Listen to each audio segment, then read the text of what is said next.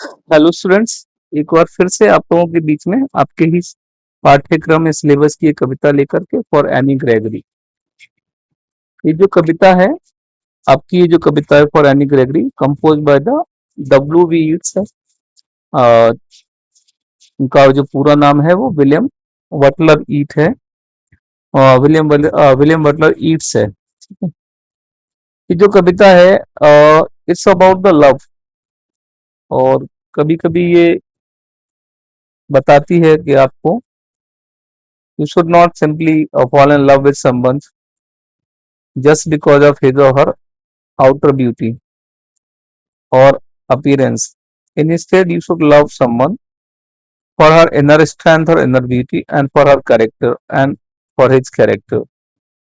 तो मनुष्य को क्या करना चाहिए किसी भी प्रकार के प्रेम में पड़ने के लिए? व्यक्ति के चरित्र से करना चाहिए। हालांकि ये जो this is poem is in a form of dialogue. The poem is in the form of a dialogue, एक प्रकार का एक वार्तालाप है between a young lady and a young man.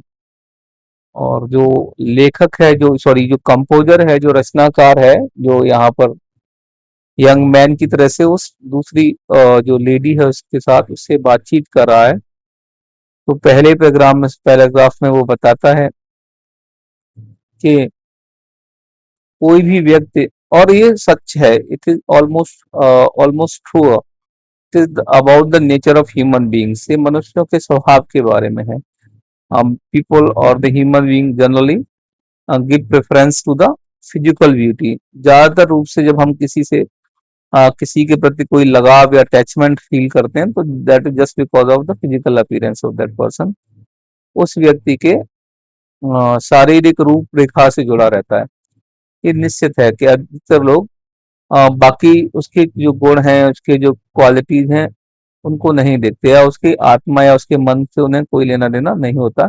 अधिकतर मामलों में ये सारा अट्रैक्शन केवल फिजिकल अपीयरेंस तक ही जुड़ा रहता है, केवल आपके शारीरिक रूप रंग से ही जुड़ा हुआ है। तो यही शुरुआत में जो कवि है, वो जो यहाँ पर उसकी जो काउंटर पार्ट है, जो यंग लेडी है इस कविता में, उसके साथ कन्वर्सेशन डायलॉग में उससे कहता है कि never shall a young man thrown into despair by those great honey colored ramparts at your ear love you for yourself alone and not your yellow hair। तो कवि जो है, लेखक कहता है कि never shall a young man thrown into despair, कि कोई भी नवयुवक अगर तुमसे प्रेम करता है और उसे तब निराशा बिल्कुल भी नहीं होगी अगर वह तुम्हें तुम्हारे लिए प्रेम कर रहा है, यानी तुम्हारे अंतर मन के लिए प्रेम कर रहा है, तुम्हारे चरित्र के लिए तुमसे प्रेम कर रहा है। लेकिन अधिकतर मामलों में ऐसा होता नहीं है, क्योंकि मनुष्य जो होता है, वो जो मनुष्य की जो बाहरी सुंदरता है, उसके जो जिसके साथ उसका अट्रैक्शन या जिससे वो प्रेम करता है, उसकी बाहरी सुंदरता कई बार क्या करती है, उस व्यक्ति को उसके अंतर मन को या उसकी आत्मा को समझने का या उसके चरित्र को समझने का मौका ही नहीं देती है। और ये सभी सामान्यतः सभी मनुष्यों का स्वभाव है कि वो फिजिकल ब्यूटी के बियॉन्ड देखना ही नहीं चाहते हैं। शारीरिक सुंदरता से परे हम किताबों में बात जरूर करते हैं, लोग हमें समझाते हैं कि हमें मन जो भी इस तरह की भावनाएं होती हैं उनमें हमें व्यक्ति के व्यवहार को, ये सिर्फ प्रेम तक ही सीमित नहीं है, ये हमारे अपने व्यवहार तक भी सीमित है। हम कई बार ये उपदेशों में हर जगह कहा जाता है कि हमें व्यक्ति को प्राथमिकता उसके गुणों उसके चरित्र के आधार पर देनी चाहिएगा, लेकिन ये सच नहीं है।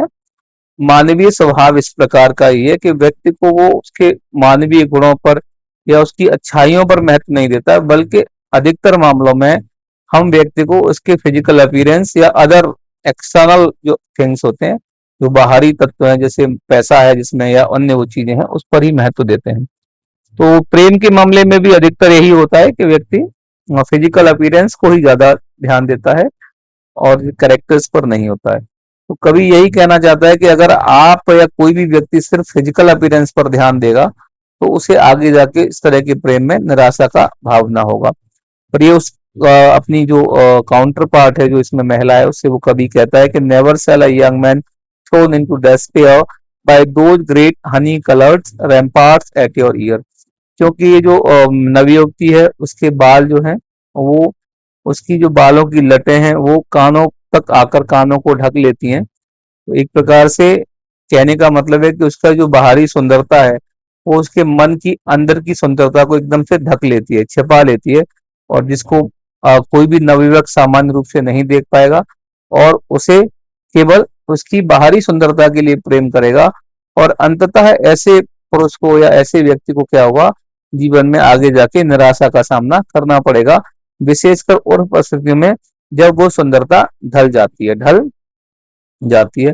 हालांकि अगले ही स्टैंजा में जो यंग लेडी है वो जवाब बोल देती है कि what I can get a hair dry, कि कोई बात नहीं है, वो भले ही उस मेरी सुंदरता को ना समझ पाए, इन मेरे सुनहरे बालों में उलझ जाए, लेकिन मैं क्या करूंगी, उसे अपने आप को समझने का मौका दूंगी, और इसके लिए मैं क्या करूंगी, I can get my hair dyes, मैं अपने बालों को रंग करवा लूंगी। And set such colour there brown black और कैरेट, और वहां पर जैसा चाहूंगी वैसे रंगों से उन्हें रंग सकती हूँ, चाहे तो ब्राउन करा सकती हूँ, चाहे ब्लैक या कैरेट कलर में करा सकती हूँ। और that man in despair may love me for myself alone and not my yellow hair, तब वह लड़का या जो युवक रहेगा वो मुझसे प्रेम मेरे लिए करेगा, ना कि मेरे सुनहरे पीले बालों के लिए। इस संज्ञा के साथ यहाँ पर ये अपनी बात को खत्म करती है। 3 लाइन की, ओनली 3 स्टैंजा पोएम है।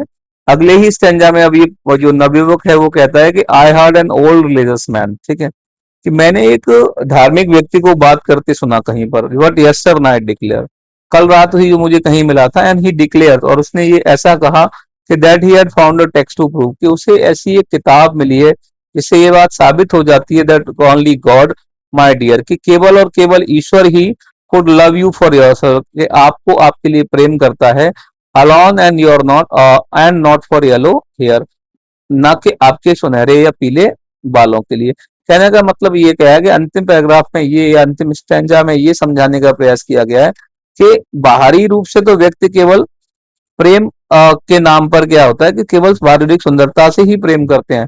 आपसे कोई सामान्य रूप से प्रेम कर ही नहीं सकता है जब तक कि उसे आपसे कोई स्वार्थ या कोई उसका कार्य न पूरा हो। ये सिर्फ प्रेम संबंधों से नहीं, अन्य व्यवहारिक बातों से भी है। व्यक्ति आपके साथ व्यवहार या आपके साथ संबंधों में तभी होता है जब उसे लगता है कि आपसे उसे कोई फायदा होने वाला है। अन्यथा की स्थिति में लोग आपसे दूर ही रहना पसंद करते हैं। और केवल अगर कोई आपके साथ बाकी में प्रेम करता है, आपसे सच्चा प्रेम करता है, तो वो सिर्फ और सिर्फ ईश्वर ही है। ईश्वर ही आपको आपके लिए प्रेम करता है, ना कि किसी अन्य बाहरी कारण की वजह से।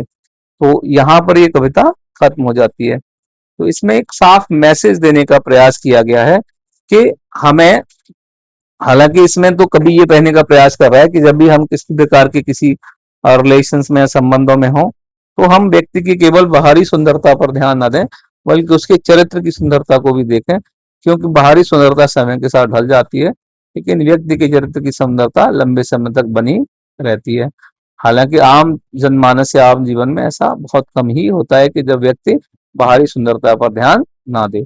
और यहाँ ये भी समझाने का प्रयास किया गया है कि व्यक्ति को ईश्वर के अलावा कोई भी सच्चा प्रेम नहीं करता है। ईश्वर ही एकमात्र ऐसी शक्ति है जो हमें निस्वार्थ प्रेम करती है और निस्वार्थ भाव से प्रेम करती है। धन्यवाद।